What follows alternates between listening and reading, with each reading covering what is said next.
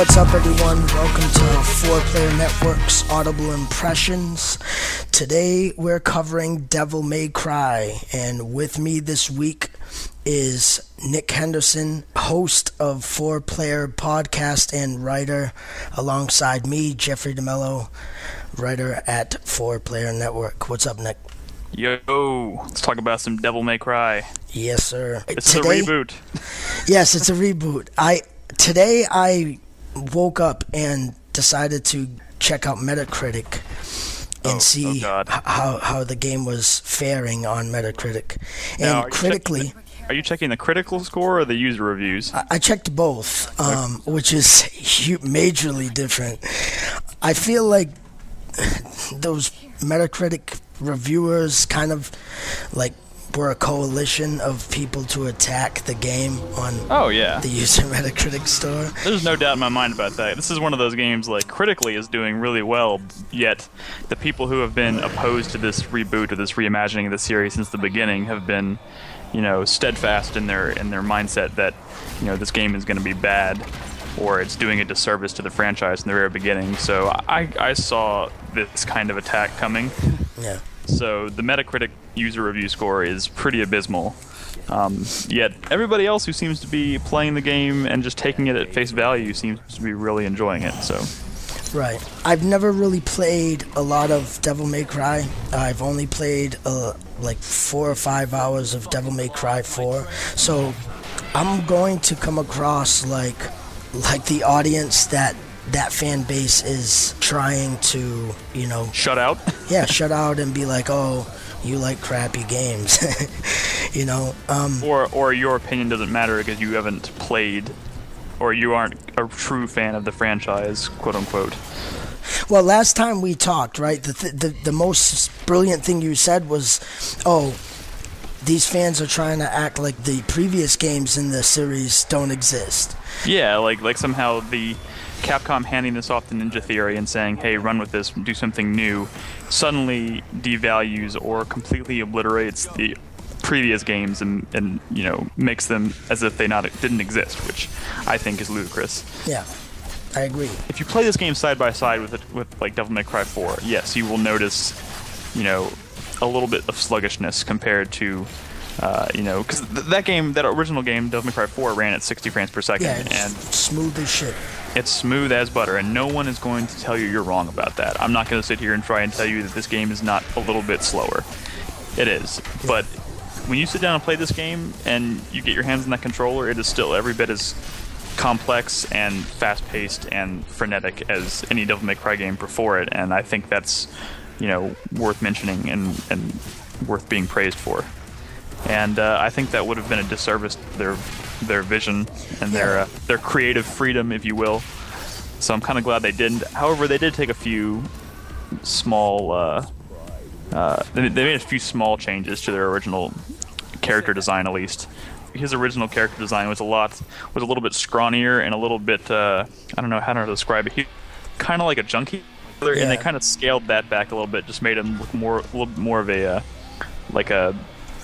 some punk kid, which you know, I like. I've been a fan of the character design in general since the beginning. So, as someone that doesn't really give a shit about what Devil May Cry story is trying to say, really, you know, because what I saw of Devil May Cry 4, like, I was down to play it. I didn't get to play through it, but I was mostly there for the ridiculous, like, choreography and all the cool, flashy shit that the game does. I really wasn't there for the story. And in this game, at first, I wasn't really in for the story, but then it takes a turn and it gets pretty good. Yeah, it does. What I like in the original Devil May Cry 2 a little bit is like anime. Like if you're a fan of anime, that's what the stories are never super. They don't make a whole lot of sense. They're kind of just there to be crazy. I like kind of that kind of shit, you know. And that shit's cool. That's where Devil May Cry has always, I think, found its roots in. Yeah. But at the same time, it's always been ludicrous over the top, and when you think about it, like after you play a Devil May Cry game, you get to the end, you're like, that was a cool, fun ride, but I have no fucking idea what happened. And Ninja Theory, as a studio, has always kind of done the opposite. All their games have been kind of about making a statement or telling a story that is very much rooted in its characters. Like, and just to see that they took Devil May Cry and injected some meat into it, like as far as story, like made me to a degree care about the characters and what the hell's going on. It's kind of crazy. Like it takes a very it takes kind of a political turn at some points too. Yeah. I don't know, just their take on the whole demons living in the human world kind of thing, and this idea of limbo kind of existing as like a mirror image of the real world is fucking. It's just rad. Yeah, how a demon is controlling the people in the world through soda. Yeah, like we're enslaved thanks to this demon-tainted soft drink that is the world's #1 selling soft drink, and the idea that the demons control the media. Thank God I don't drink Coke. Yeah, I mean, if it were me, Dr. Pepper, like, oh my God. Oh, it could be either one. Who knows? That's the thing. Now we have to test all the sodas. Yeah, I think at this point, if someone told me demons created Dr. Pepper and it was tainted with like succubus juice, I still wouldn't stop drinking it. It's terrible. Like, it's a much more realized story. It's less Japanese, clearly. You know, as far as how they tell the story and their approaches to like dialogue. You know, it's not so long-winded. I mean, don't get me wrong. I loved Bayonetta, and that story was fucking ridiculous. You know, but it's nice to see that there's something there at least. We'll go into combat. It's a very complex, like user-wise. You're using the entire controller pretty much. There is no button left untouched. And there's all these holding button configurations and pressing 2 at the same time, pauses and all the typical shit you see. But I expected that to be more dumbed down. You know what I mean? I did too. It's definitely not, I guess accessible is the word. Yeah. If you were to hand this controller to someone who's never played a game like this, or even played games in general, and told them to try and win, yeah, it would be daunting, and it would be probably incredibly overwhelming. I find this combat to be super satisfying, super enjoyable, and even at the point I'm at now, I'm almost to the end of the game, I'm still finding new ways to chain attacks together in really cool ways, and that carrot on the stick is the style points. Is trying to get to that triple S ranking mid combat, and I love trying to build it up, but the moment you get hit by an enemy, and it goes down, I could be at double S style ranking, and then all of a sudden I just get. I let my guard down for 2 seconds. I get hit in the back once, and all of a sudden I'm like down to sea level. I'm like, fuck! And then I have to work my way right back up, which is it's so thrilling, it's so addicting, and I love it. Right, and I think that is the fundamental of Devil May Cry, right? Like, that's the whole point, is that it's all about juggling a bunch of demons to make some cool-ass, long, extended combo, you know? Yes. And that's still there, I would say, you know? Yes, it is. I think if you ask somebody if that core of Devil May Cry is absent in this game, and they said it was, I think they'd be lying to themselves, to be totally honest. I mean, it may not. It may that the feel is going to be different. I mean, you can't deny that. It's a different studio. It's a completely different take on the universe. Engine. The engine is different. Everything about it is different. But what makes it a Devil May Cry game is still there. The two things that I could say that I dislike about the combat is that the enemy types throughout the game aren't very interesting. No, however, there was one enemy that I ran into for the first time yesterday. The one that can teleport around and those are fun as shit to fight. If there were more enemies like that in the game, oh my god! Because like that enemy alone reminds me of some of my favorite boss fights in the Devil May Cry series, which are the fights where you're fighting someone who's just is your size, has a sword just like you, and you're just going at it as like two swordsmen, Right. and that feels so satisfying. And not to mention, this enemy has the ability to like teleport and then come at you from a different angle, like come shooting out of it. And if you time it right, you deflect him as he's flying out of it, and you just like uppercut him with your sword and just knock him on his ass. It's so satisfying. But it's also, the timing has to be perfect, because if you mistime it, he just fucking slams you into the ground. Yeah. Which is awesome. But yes, a lot of the other enemies are kind of throwaway and not nearly as inspired as some of the previous Devil May Cries. Yeah. And you know, it also surprised me too that when you fight an enemy that's like blue, like Angelic, I thought you had to switch and use the red weapon. Yeah. So it's like, what the fuck is going on? But you actually have to use the Angelic weapon on the Angelic enemy, which I thought was right. It was easy counterintuitive tell. to most games. Yeah. It was an easy tell too. It was like, oh no, they didn't actually fucking color code the enemies, you know, but they did, and I was like, yeah. They made the environments that you fight in interesting to like navigate through platforming. Yeah. The way Limbo, deconstruction reconstructs itself. Yeah. But overall, like the design throughout a majority of the game, it kind of feels very much the same through Limbo, you know. And I know that's not fair because Limbo is Limbo, you know. Yeah. But there's a lot of it is looking back and like playing back through certain chapters and just looking at it as a whole. I felt like the environments didn't change up enough. Yeah. But I mean, that's all small complaints. Yeah, there's a sense of repetitiveness, I guess, to it. But it's harder to notice, especially your first time through, because the environments are so inspired and aesthetically the way they look. Yeah. Like I'll say what my hands down my favorite thing about this, one of my favorite things about this game outside of the combat, has to be the look of the game. And I'm talking from a technical, and I think they did some really cool things with the Unreal Engine. I think the game is beautiful, but I think most importantly, I think their depiction of Limbo, the way the real world all of a sudden just completely crumbles and reconstructs itself, and in real time while you're playing sometimes too, it's fucking beautiful, and something unlike anything I've ever seen in a game, period. I will say this, and this is a spoiler for 30 seconds, guys. Nick, that section where you load into the next mission upside down and you're walking towards the fucking tower on the top of the screen fucked me up. I was like, don't tell me I have to fight in this view. What the fuck? Yeah, I thought they were gonna force us to fight in that view, and I was so looking forward to it, but they didn't really give it to me. So I thought they could have done something there. Yeah, there's also a few other parts that are similar that are supposed to be very mindfucky. Yeah.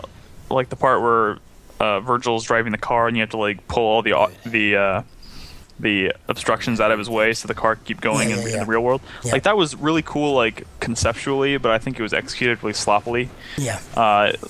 It's very rigid in the way it makes you play that sequence. Yeah. Which kind of bummed me out. But you know, as far as like an epic concept for gameplay, like that was a cool idea. I wish they had done something a little. I wish they had pulled it off a little bit better. I agree. And the boss battles now, in comparison to previous Devil May Cries, which I have no experience with as far as boss battles go, I still thought some of the bosses were cool, especially the fucking newscaster. Yeah. His shit was fucking cool.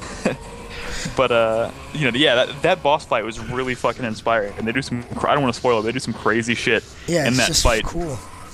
That was just kind of outside of the norm, and still not, as far as like actual combat goes, not super complex. I would just say it's all in the complexity, or just the conceptually how interesting and different it is from your typical boss fight. Yeah. Which I think made it really interesting. And I think some of the other bosses look really cool. I think like aesthetically or design wise they're really cool, but they kind of fall short of the grander boss fights in the series. Sure. Have you had any technical issues with the game? Like, I read the reviews and I'm hearing about like slowdown, and I'm playing on the PS3, and I haven't really had a crazy amount of noticeable frame rate issues. I haven't had, honestly, to be totally honest, I have not had any technical hindrances. Like nothing has held me back technically. Yeah. Like, I think the only problem, like the biggest, like, if I had to like put my finger on like the biggest problem this game has, like, it has to do with the combat in terms of there's no lock on. So it's really hard to tell the game which enemy you're trying to attack at any given point, especially when there's like 10 enemies on the screen at once. Yeah, see, I'm not accustomed to that lock-on with the previous DMCs, so, like, this one wasn't a problem. Like, I'm having no problem with combat whatsoever. You know, and saying that, I also want to say it's a minor issue, because right. I still, like, nothing has prevented me from having fun or winning fights or getting triple S rankings in the combat. Yeah. Not even this. But if I had to point out one thing that kind of irked me sometimes, it would be that. You really have to reach for complaints, I guess, to have with this game, in my opinion.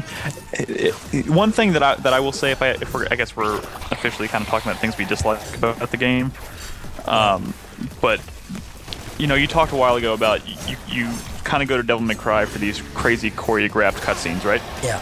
They do some really crazy shit. They always have. Yeah. And then when this game opens, they really stick to that. Like, that's the very one of the opening cutscenes. Dante is completely naked outside of his trailer. He gets thrown, or his entire trailer gets thrown by this giant demon, and he goes flying through it, and like puts his clothes on mid-air as like pizza and other obstructions are covering his junk, and then flies out and lands perfectly on the other side. Classic Devil May Cry. Beautifully choreographed, amazing, easily one of my favorite moments in the entire series. Yeah, it's really, really good. Like, I was sold. Yes. Like, after that scene, I was like, all right, like, I was so happy. This is fucking cool. Very stylish. Yeah, and then later on, I like to plug this because I mentioned it before, but I absolutely love Ninja Theory's willingness to give the big fuck you, the big middle finger with the there's a little, I don't want to spoil it, but there's a little middle finger they give to all the people who were complaining about Dante's hairstyle and how it changed. Yeah. I think was brilliant. Like, they go full on, like, fuck you, middle finger to people with his hair, which I thought was brilliantly executed, and I laughed out loud, and I had to watch it over again. It was amazing. Yeah, he says, not in a million years. And that was fucking amazing. But I will say, as the game goes on and the story kind of gets more focused, those moments are fewer and farther between. Yes, I agree. There aren't nearly, and there's even moments like near the end of the game where he walks into this hallway and there's all these lasers, and I was like, oh great, he's gonna do some crazy like acrobatic shit and get through all these lasers, and I was waiting for it, and then no, they make you it's one of those sequences where you have to time yourself as the lasers disappear and you have to dash through them, and like at that point I would have just preferred a fucking crazy ass cutscene. I don't need to act with that. This is Devil May Cry. Show something crazy. Right. So those moments have really kind of petered off near the end. Yeah. Which, I still have 2 missions to go, so I'm sure there's probably going to be some crazy shit at the end. Hopefully the ending sequence is like 10 minutes. Yeah. I'm hoping for some crazy stylish shit at the end. Yeah. But I'm pretty sure we'll get it. If I had to pick out one thing about the game that I would say is my biggest disappointment, is that there's not enough of those moments. Yeah. There's one really cool conceptual moment, I think, where he's in this giant like tunnel, or he's about to fall down this giant tunnel, and Kat, who is like that girl character who's like his medium between Limbo and the real world, has this like device that she can like twist, and when she twists it, the whole world shifts. Yeah. And he does this like cool, he's like, all right, I'll see you later, and he just like falls backwards off the tower and is just plummeting. Like, that was also classic Devil May Cry. It was fucking awesome, and then she twists it and he lands on his feet, and then all of a sudden you're walking horizontally, which is awesome. Yeah. Like, that kind of stuff is really cool. It just doesn't happen enough. Like, now that they have the foundation, like, they could probably do more. You know, with so many cool things. Like, even like as far as level design, like concepts for levels, fucking awesome. Like I did the level last night in the nightclub, which turns into this like giant like Oh yeah. rave world, which is like at the same time as like this crazy demented stage. You know what? Now that you're saying this, Nick, there are some pretty interesting main character designs. Like that lady, the fucking skin on her, like What? she's so old, her skin has sagged to the point where she has to tie her skin up into a bun. Oh, so gross. And I also really liked the character Phineas is the character you meet in the world with the tower. You have to go find a eye where like half of his brain is missing, or half of his like it's like a computer. yeah, like. But then when you start like talking to him, he's not in the game for very long. But you start talking to him, and you like, he's just a really cool, like supporting character, like which is what the thing Ninja Theory has always done really well. He was like Mr. Miyagi in Karate Kid. Exactly. Yeah. Oh, it was so cool. And yeah, you know what? Like they took some thought out. Like you said, you brought up Kat, right? And think about her name and just look at her character. She resembles a cat. Like she has those cat eyes, and like her character is kind of like a cat. It's very cattish, you know. And that's that kind of stuff that like beyond the surface stuff. Like that goes far with me. Like as far as thinking through design and stuff like that, you know. And it's not like they just drew a bunch of shit on a paper and was like, yeah, that looks like a cool character, let's go with that. Yeah. It's pretty awesome. Yeah, so I think the consensus, at least on this Audible impression, is that we like the game, and I hope people are willing to maybe have an open mind about it and play it and enjoy it for what it is without necessarily I mean, you're going to compare it to previous entries in this series, obviously, but I'm hoping people can look past that and enjoy it for what it is and not hate on it just because it's different than what they're used to as far as the series goes. Yeah.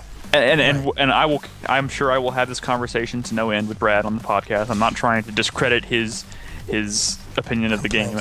Yeah. We will address that on the main show, but I do want to say I'm really, really, really enjoying this game. Yeah, it's good and it's fun, and I mean, it's which a video game should be. Yeah, and I think it's just a good attempt at opening up this franchise or this series to a wider market, and like that's the name of the game. I'm just about wrapping it up, and I have really, really, really enjoyed myself.